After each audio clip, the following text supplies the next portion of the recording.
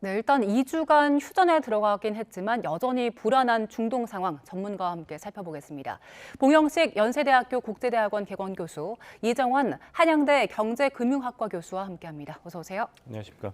네, 일단 어제 2주간 휴전에 잠정 합의를 하긴 한 상황인데 지금 호르무즈 해협 상황 보면 이란에선 다시 막았다라고 하는 상황인데 그럼 이 상태로 2주 가는 겁니까? 이것은 이제 상황이 어떻게 변하냐에 달려 있다고 봐야겠죠.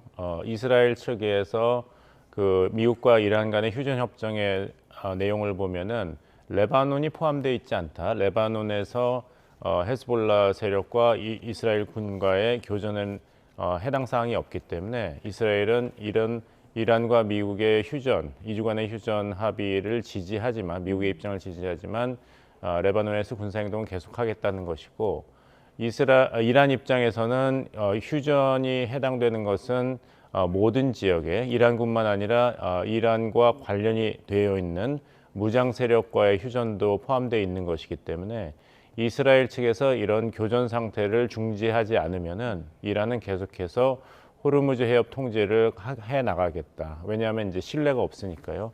그런 입장을 계속 지키고 있습니다. 근데 여기서 좀 문제가 꼬이고 있는 것은 미국의 입장입니다. 미국의 입장은 이스라엘을 두둔하는 성명이 나왔습니다.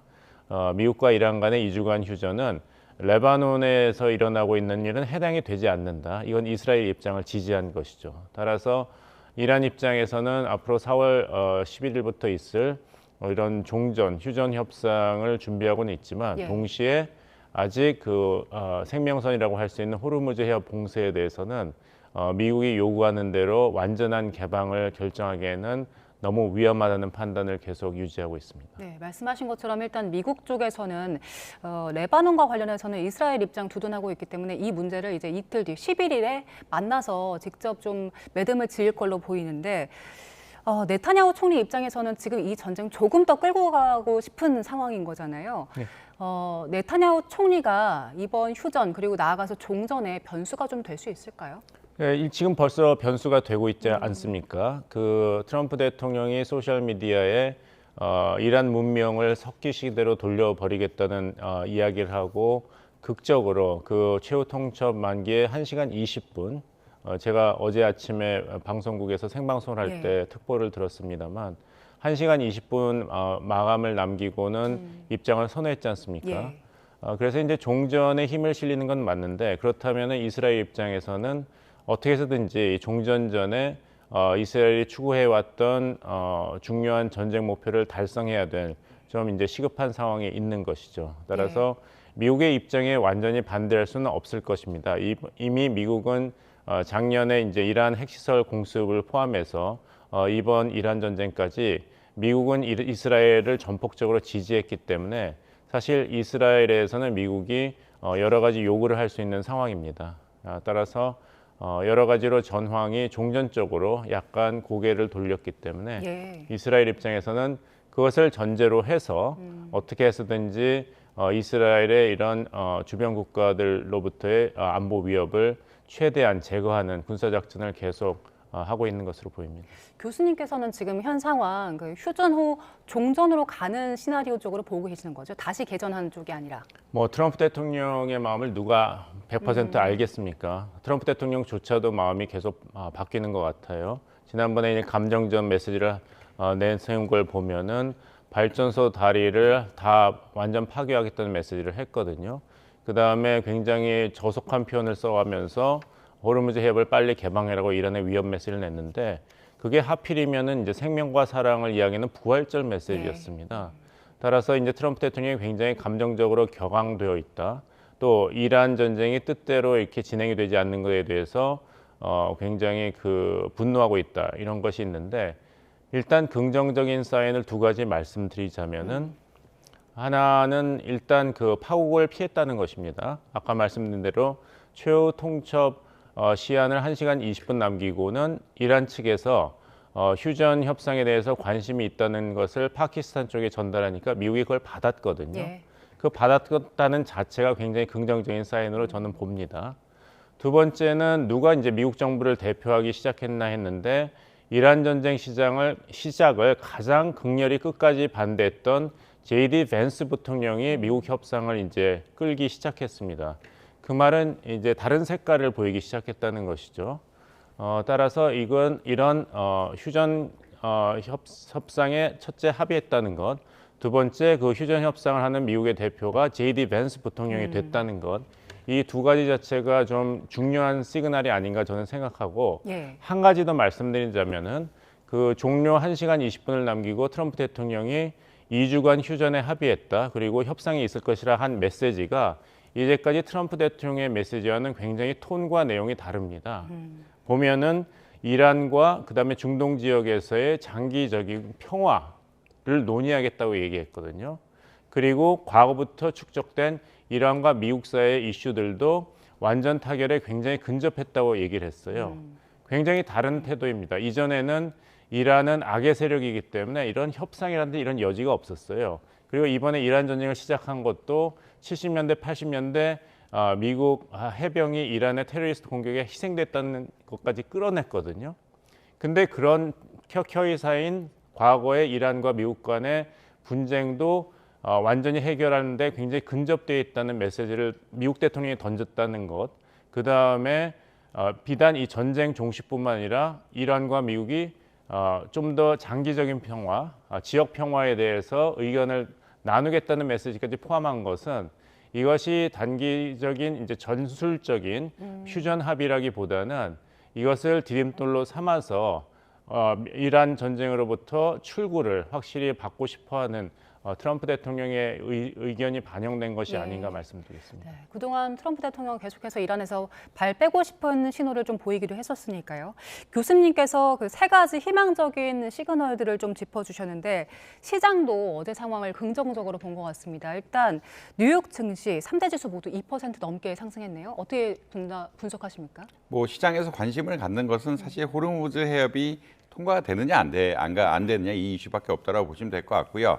휴전 기한을 지금 제시하긴 했는데 뭐 휴전 기한이 연장이 돼도 호르무즈 해협만 잘 통과되면은 시장에는 큰 문제가 없다. 결국은 이쪽에 지역적인 전쟁 이슈란 것은 그리고 이제 이슬람 어떤 지역들하고 이스라엘 갈등 같은 것들은 어떻게 보면 국지적인 이슈이기 때문에 전체 시장 전반으로는 큰 타격이 없다라는 그런 입장이고요. 결국은 호르무즈 해협을 통해서 나가는 물류하고 어떻게 보면 석유 제품들 그다음에 원자재 같은 것들이 원활하게만 수급되면은 경제적으로는 큰 문제가 없다. 그리고 혹시 이제 본 교수님께서 얘기하셨지만 이런 것들이 결국은 그러니까 지금 이게 더 확정이 될 것이냐 확정이 될 것 같지는 않다라는 기대감들이 많이 형성이 됐거든요. 아무래도 이제 선거도 있고 휴전 협상이라는 것은 협상 자체가 길어질 수는 있지만 이게 더 확전으로 나갈 가능성은 그렇게 많지 않다라고 보고 있기 때문에 주가 지수가 뭐 거의 2.9%.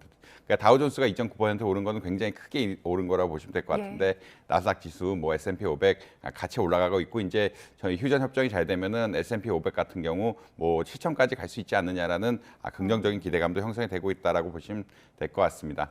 뭐 유가 역시 이제 긍정적으로 반응함으로써 어제 뭐 거의 15% 이상 빠졌죠. 네. 그래서 94달러에 마감을 했고요. 그다음에 국채 금리 같은 것들도 조금 떨어지면서 어떻게 보면 시장이 안정화되는 시그널 이런 걸 보여주고 있다. 그리고 가상자산 사실 이제 이렇게 전쟁이 종결이 되면은 위험 자산에 대한 선호가 조금 늘거든요. 위험 자산이라고 할 수 있는 가상 자산에 대한 수요가 늘면서 가상 자산 가격까지 조금 안정화되는 이런 모습을 보이고 있다는 말씀드려야 될 것 같습니다. 예, 어제 우리 시장도 크게 뛰었거든요. 그래서 코스피, 코스닥 모두 매수 사이드카 발동되기도 했는데, 근데 지금 밤사이 이란에서는 호르무즈 해협 다시 폐쇄했다라고 얘기를 하고 있기 때문에 오늘 시장에 또 영향을 줄지 궁금한데 어떻게 보세요?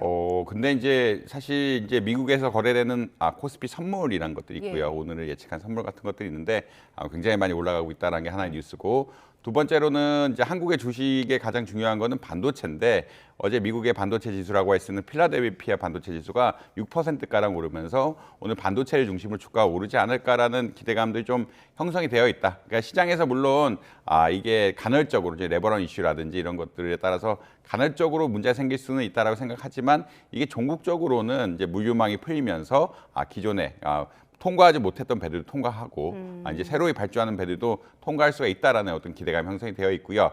특히나 이제 한국이나 중국이나 일본은 중동에서 가깝습니다. 가깝다는 이야기는 배로 운송하면 한 20일 정도면 오거든요. 20일 정도 온다는 얘기는 이 효과가 빠르게 나타날 수 있는 이런 상황들. 그리고 많은 기업들이 사실 이제 5월 달에 이제 재고 같은 것들이 없어서 좀 걱정을 하는데, 재고란 것은 뭐 나프타라든지 여러 가지 원재료 같은 것들이 중동에서 잘 수급이 돼야, 혹은 중동을 잘 통과해야 이렇게 재고를 쌓아둘 수 있는데, 이제 5월 달쯤 되면 재고 문제가 해결되지 않을까라는 기대감 같은 것들이 겹치면서 주가는 아마 긍정적인 영향을 미칠 거라고 생각을 하고 있고, 어제도 그런 기대가 반영이 되면서 어제 코스피 지수가 6.87%인가 거의 6% 예. 후반대에 올랐거든요. 굉장히 많이 오르고 같이 영향을 받는 일본. 그러니까 사실은 일본하고 한국이 이런 중동의 의존도가 굉장히 높은데, 이 중동의 의존도에 대한 높은 두 나라의 증시가 굉장히 많이 올라갔다, 이런 말씀 드려야 될 것 같습니다. 네, 그동안에는 그 증시가 워낙 오르내림이 심해서 전문가들이 좀 그냥 관망하는 게 좋겠다라는 진단을 많이 내렸었는데, 이제는 조금 눈여겨보면서 나서도 되는 겁니까? 뭐 이제 관망이란 것이 좀 필요한 시기이긴 하고요. 아무래도 이제 전쟁이 끝난 것 같지는 않다.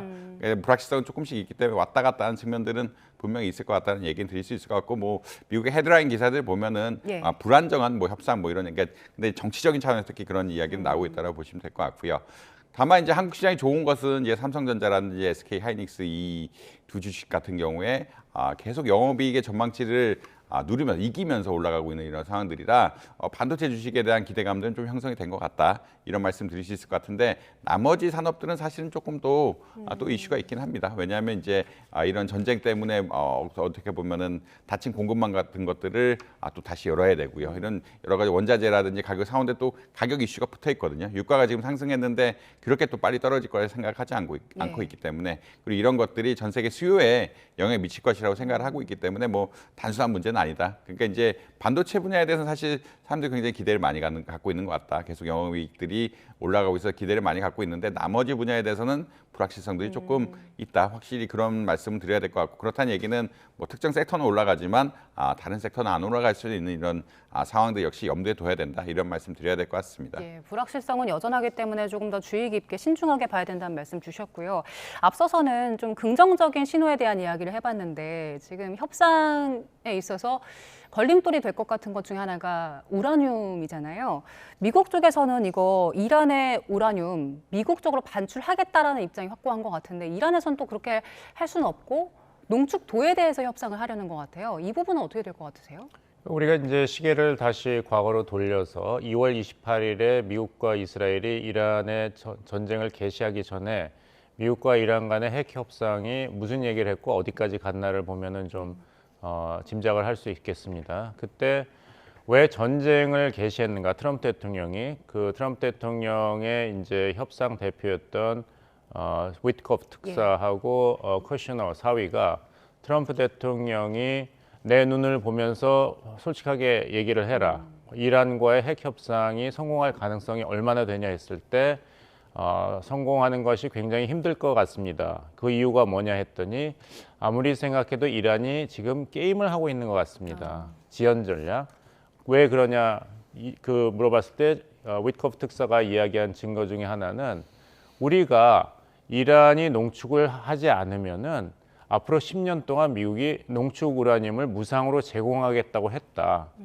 그런데도 이란이 그것을 잡지 않고 농축은 주권이기 때문에 우리가 계속 하겠다고 한 것이, 이란이 이제 핵 능력을 포기할 의사가 없다는 증거로 우리는 받아들였다, 이렇게 했거든요. 그런 것이 이제 트럼프 대통령이 전격적으로 많은 위험에도 불구하고 개전을 결심한 것이라는 것이 미국 언론의 분석 기사였습니다. 예.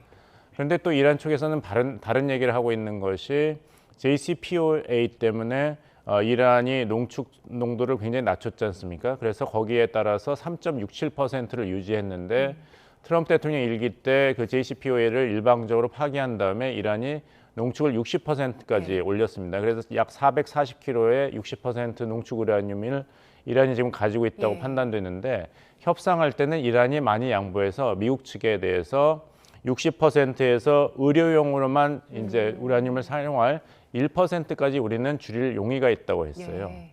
그러니까 이 긴 얘기를 짧게 말씀드린다면은 불가능한 것은 아니다. 왜냐하면 농축이라는 이미 기술과 지식을 터득한 이란은 농축 우라늄을 미국에 넘긴다고 하더라도 농축을 다시 할 수 있습니다. 그 시설이 굉장히 큰 것도 아니고 따라서 농축이라는 권리를 미국이 인정한다면 생산된 농축 우라늄을 미국에 넘길 수는 있지만 농축을 언제든지 다시 재개할 수 있는 능력을 확보할 수 있기 때문에 네. 이란 입장에서도 100% 항복하는 것은 아니다. 또 미국 입장에서도 이란이 요구하는 가장 큰 것을 주면서 농축권을 인정하면서도 농축 우라늄을 확보한다면 트럼프 대통령은 이거 봐라, 전쟁 목표를 다 달성했다. 농축 우라늄까지도 우리 손에 들어왔다고 할 수 있기 때문에 협상이 성공할 가능성이 전혀 없는 것은 아니다 말씀드리겠습니다. 지금은 이제 초기 단계이기 때문에 이란이 이걸 우리에게 약속했다는 얘기를 미국이 할 것이고 이란은 절대 그런 일이 없고 이것은 사실상 미국이 우리한테 항복한 것이다. 이런 자기 합리화적인 발언을 지금 쏟아내고 있지 않습니까? 근데 이것은 초기 단계에 나오는 것이고 다시 말씀드리지만 이전의 핵 협상을 본다면은 상호 근접한 내용도 꽤 있다. 따라서 일정 정도의 합의에 이룰 그런 가능성이 상당히 있다는 말씀드리겠습니다. 지금은 평행선을 달리는 것처럼 보이는데 막상 협상에 들어가면 어느 정도 서로에게 내어줄 여지가 조금씩은 있다는 말씀이신 거잖아요. 네네. 예. 일단 우라늄 문제는 그렇고요. 또 하나가 호르무즈 해협 통행과 관련된 건데 이란 쪽에서는 이거 통행료를 우리가 받고 우리가 관리를 해야겠다라는 입장인 거고 트럼프 대통령이 그 입장 낸 거 보니까 우리도 여기에 대해서 같이 좀 합작 사업을 벌이겠다라고 이야기를 하고 있거든요. 근데 그 호르무즈 해협에 대해서 통행료 부과하는 것 자체가 국제법 위반인데 두 나라 모두 부과하고 나선다면 다른 나라들은 어떻게 해야 됩니까? 뭐 국제법 위반 사례가 이번 전쟁에서 뭐 한두 가지가 아니겠죠. 이란, 미국, 이스라엘 다 합친다면은 따라서 굉장히 국제법을 엄격하게 적용하는 것 가지고는 앞으로 이란이 어떤 선택을 할지 또 미국이 어떤 선택을 할지 아니면 하지 않을지를 얘기하기는 힘들 것 같습니다. 이란이 이런 호르무즈 해협 통행료를 고집하는 것은 두 가지 이유가 있기 때문입니다. 하나는 이 호르무즈 해협 봉쇄를 놓고 나서 과연 이란이 이스라엘과 미국의 재침공으로부터 안전할 수 있을 것인가. 그 보장이 없기 때문에 이 호르무즈 해협 통제에 대해서 이렇게 집착을 하는 것이고 두 번째는 이제 이란이 미국 측에 내세우고 있는 요구 중에 핵심적인 것이 이렇게 완전 파기를 해놓고 그냥 전쟁을 끝내면 어떡하냐. 배상을 해야 된다. 이런 것이거든요. 그렇다면 배상엔 두 가지가 있죠. 이제까지 47년 동안 동결했던 이란의 해외 자산을 풀어주는 것, 그리고 이란의 원유 수출에 대해서 경제 제재를 미국이 해제하는 것입니다. 거기에 더해서 호르무즈 해협에서 통행료를 징수를 한다면은 이란군 입장에서는 아직도 불안한 안보를 보장받을 수도 있고 거기에 경제적인 혜택, 공식적인 배상금은 아니더라도 그것을 징수할 수 있기 때문에 이 두 가지 측면의 이익이 있는 것이죠.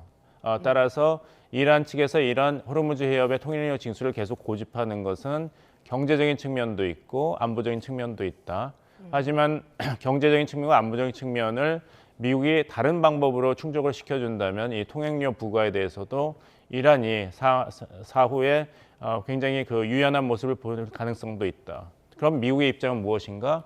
호르무즈 해협 우리는 필요 없다고 했지 않습니까?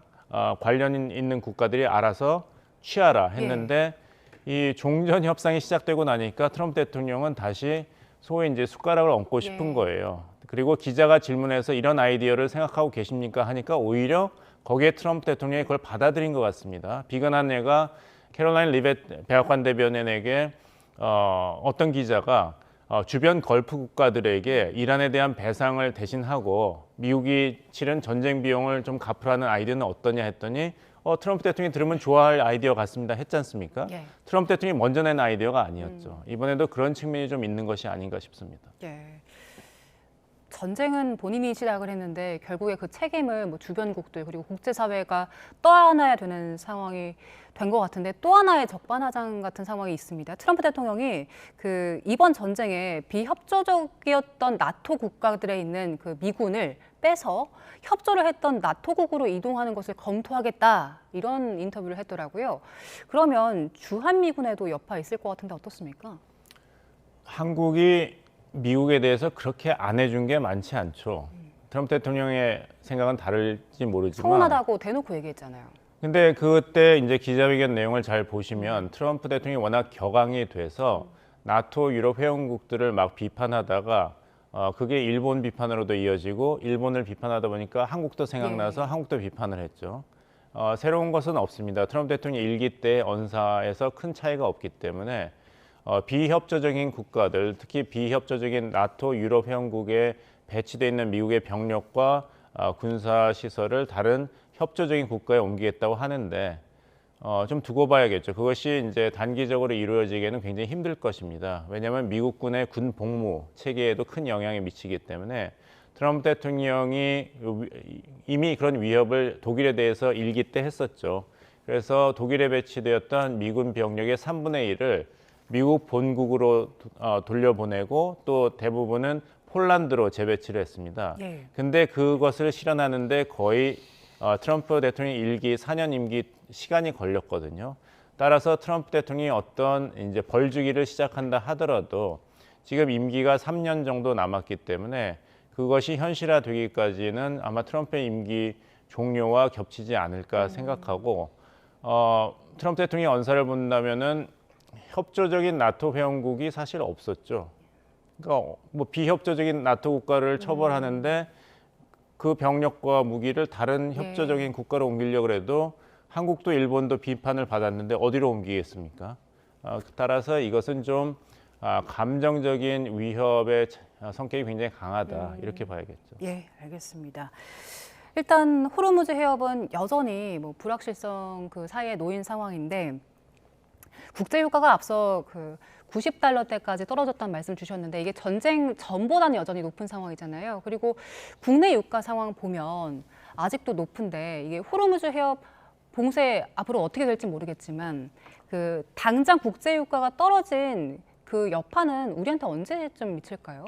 무엇이 지금 이 국제 유가라는 건 선물 가격이라고 예. 보시면 될 것 같고 이제 미래 인도분에 대한 가격이고요. 뭐 현물 가격은 이제 공급에 따라서 더 오를 수 있다라는 말씀 드릴 수 있을 것 같습니다. 선물 가격은 미래의 가격을 결정하는 거다. 그리고 현물 가격은 당장의 수급에 따라서 결정하는 건데 아무래도 이렇게 한번 올라간 가격이 내려가기 쉽지 않다라는 의견들이 많습니다. 그러니까 왜냐하면 첫 번째 이슈는 이제 아무래도 공급하는데 좀 시간이 걸린다. 현물을 사더라도 지금 호르무즈 해협에서 나오는 것까지 시간이 좀 걸린다라는 이슈가 하나가 있고, 그 다음에 이제 이번 보통 이제 중동에서 생산하는 원유가 한 3,100만 배럴 정도라고 이야기하고 있고, 이게 전 세계적으로 보면 한 30%가 넘는 31% 정도라고 아마 이해를 하고 있는데, 이것 때문에 제약을 받은 석유의 양, 그 석유 생산의 양이 한 1,100만 배럴 정도 이른다고 해서 거의 3분의 1가량이 제약을 받았다라고 하고 있기 때문에 이것을 다시 어떻게 보면 원 상태로 돌리고 하는 데 있어서 시간이 굉장히 많이 걸릴 것이다. 특히 이제 석유 같은 경우에는 감산을 하게 되면은 전반적으로 이 파이프라인이라든지 이런 것들, 특히 정유시설은 더 민감한데 정유시설 같은 경우에는 첨가제도 많고, 그다음에 이 흔히 말해서 전반적으로 흔히 말한 어떻게 보자라면 이 오염 같은 것도 중요한 문제가 될 수가 있기 때문에 이런 것을 관리해서 다시 돌아오면 좀 시간이 걸린다라는 이런 말씀을 일단 드려야 될 것 같습니다. 그렇다는 이야기는 어떤 거냐면 당장 이렇게 공급이 원활해지기가 쉽지는 않은 이슈이기 때문에 유가 하락폭에 좀 제약이 있을 수는 있다라는 일단 말씀드려야 될 것 같고요. 두 번째 이슈는 이제 정부의 이제 어떤 가격 통제에 대한 이야기인데 정부가 이제 유가에 대해서 상한 가격, 그러니까 정유사가 공급하는 가격에 대해서 상한 가격을 결정을 하는데 보통 2주 동안의 과거 가격을 기준으로 이제 상한 가격을 결정하기 때문에 한 번 정도는 더 오를 수 있다. 왜냐하면 2주 동안 가격이 많이 올랐고 이 가격이 오른 것들이 또 매번 2주마다 이렇게 반영이 돼야 되기 때문에 지난 2주간 뭐 가격이 어쩔 수 없이 많이 오른 상황이 있었고 그것이 또 다음 2주에 반영된다고 하면은 단기간엔 가격이 좀 떨어지지 않을 수 있다. 결국은 이제 중요한 것은 실제 공급이 얼마나 빨리 이루어지느냐, 그리고 이제 감산한 것들이 얼마나 빨리 회복이 되느냐, 그다음에 정부의 제도 하에서 가격이 어떻게 반영되느냐, 이거 세 가지들이 모두 중요한데 그것 때문에 이제 당장 유가 내려가기 쉽지 않다라고 보시면 될 것 같고 이런 관점이 결국 어디서 나왔냐면 정부가 이번에 추경을 할 때 이러한 가격 통제에 대한 효과, 보조금 지급 같은 것들을 6개월 정도로 보고 있거든요. 6개월 정도로 보고 있다는 얘기는 석유 최고 가격제가 이미 지정이 되어 있는데 이것을 운영하려 그러면 이제 어느 정도 가격 같은 것들이 높은 수준이 한 6개월 가량 지속될 것이 아니냐. 지금 이 가격이 한꺼번에 빨리 떨어지기는 쉽지 않은 것 같다는 의견이 반영되어 있다. 이런 말씀 드려야 될 것 같습니다. 오늘 그 3차 석유 최고 가격제 발표를 할 텐데 그렇다면 여기에서도 어제 있었던 그 휴전 소식보다는 지난 2주간의 가격이 더 큰 영향 미치는 겁니까? 이거 석유 최고 가격제는 제도고요. 제도란 것은 벤치마크 가격 같은 것들이 있어야 되는데 결국은 이주종 가격으로 결정을 하기 때문에 이것이 반영돼서 이번 가격이 결정이 될 거고 가격이 결정된다는 것은 현재 가격보다 조금 올라갈 수 있다는 말씀은 당연히 드려야 될 것 같습니다. 예, 일단 유가 시장 짚어봤고요. 그 앞서 증시 얘기를 좀 했었는데 증시가 워낙 오르락 내리락이 심하다 보니까 그때 빚내서 투자하신 분들이 많았거든요. 그래서 그런지 지난달 그 은행권의 가계 대출이 넉 달 만에 증가세로 돌아섰더라고요. 이 상황에 대해서는 어떻게 진단하세요? 사실 은행권의 대출이란 것은 주담대, 흔히 말하는 주택담보대출하고 신용대출이라 크게 볼 수가 있는데 주택담보대출은 오히려 감소했습니다. 근데 신용대출 그 말은 다시 신용대출이 늘어났다는 이야기로 들릴 수가 있는데 신용대출이 늘어난 이유는 뭐 크게 두 가지 정도, 보통 뭐 생활비 수요가 있다든지 예. 아니면 지금과 같이 투자 수요가 늘리면서 비투하는 데 많이 늘리는 이런 경우가 생길 수가 있는데 이번에는 어떠한 특정한 생활비 수요라기보다는 흔히 말해서 비투 수요 같은 것들이 나오지 않았느냐라고 말씀을 여러 가지 통계들이 이야기하고 있고요. 특히나 이제 뭐 한국은행 통계들 같은 거 보면은 주가가 변동이 심한 날에 이런 빚이 많이 늘어난다. 이게 결국은 매일 관리를 하는 거기 때문에 기본적으로 어떤 대출의 흐름이 주가와 굉장히 연동이 되면서 움직인다. 이런 것들이 관측이 되어 있기 때문에 좀 비투하는 수요들이 늘어난 것이 아니냐. 사실 이제 주가가 올라갈 때는 빚을 내서 투자하려고 하고 있고요. 주가가 떨어질 때는 사실 빚을 내서 흔히 말하는 반대 매매 같은 것들을 막아야 되거든요. 예. 반대 매매 같은 걸 막는다는 이야기는 어떤 거냐면 증거금을 내지 않으면 내가 가진 주식의 소유권이 없어질 거기 때문에 어떻게 보면 빚을 내서라도 이걸 갚아야 되는 이런 상황들이 올 수밖에 없기 때문에 신용대출 같은 것들이 좀 늘 수밖에 없다. 이런 말씀 드릴 수 있을 것 같습니다. 결국은 워낙 사실 이번 장이 올라갈 때 굉장히 많이 올라가고 떨어질 때도 예. 굉장히 많이 떨어지는 왔다 갔다 하는 장들이 계속되다 보니까 두 쪽에서 사실 신용대출의 수요가 나올 수밖에 없고 이런 것들이 결국은 가계대출에 영향을 미칠 수 있는 그런 상황이었다는 말씀드려야 될 것 같습니다. 예, 알겠습니다. 교수님 마지막으로 짧게요. 이제 11일이면 그 미국과 이란이 만나서 대면 협상을 할 텐데 여기에서 이란과 미국 입장에서 각자 꼭 양보하지 못하고 챙겨가야 할 성과는 어떤 거라고 보십니까? 뭐 이란 입장에서는 다시 침략을 안 하겠다는 보장을 이제 확실히 미국 측으로 이스라엘부터 받는 것이죠. 그래야지 이제 전쟁을 끝낼 수가 있지. 지난번에 그냥 일방적인 통보받고 끝냈더니 핵 협상 진행 중에 뒤통수를 맞았다는 거기 네. 때문에 전쟁을 다시 하지 않겠다는 그 보장을 미국이 해주는 게 중요하고 미국 입장에서는 나오는 것이죠. 출구 전략입니다. 이란으로부터. 이제 뉴욕타임즈에 이제 트럼프 대통령이 어떻게 전쟁을 결정했는가 기사를 보면은 레짐 체인지 정권 교체는 하지 않더라도 하메네이 참수 그리고 이란의 군사 능력의 완전 파괴 이 두 가지 네 가지 목표 중에 두 가지만 있더라도 전쟁을 충분히 해도 괜찮다고 트럼프 대통령이 판단을 했다는 그런 내용이 있기 때문에 그 두 가지는 성과가 있었으니까요. 문제는 미국이 나오고 싶은데 이란이 그냥 어떻게 나가냐 이렇게 하고 있기 때문에 시청자 여러분께서는 이제 11일까지 며칠 남았지 않습니까? 이스라엘이 이제 레바논에서 이렇게 교전을 하고 있는데 여기에 대해서 미국이 과연 강력하게 그만해라라는 메시지가 나올 것인지 그것이 나온다면은 J.D. 벤스 부통령을 앞세운 트럼프 대통령이 정말 출구를 모색하고 있다고 우리가 좀 더 확실히 알 수 있는 증거가 될 것입니다. 예, 미국과 이란의 대면 협상까지 이제 이틀 정도 남은 상황인데요. 그 사이 또 어떤 상황 변화가 있을지 함께 지켜보겠습니다. 지금까지 두 분과 함께했습니다. 공영식 연세대학교 국제대학원 개건 교수, 이정환 한양대 경제금융학과 교수와 함께했습니다. 고맙습니다.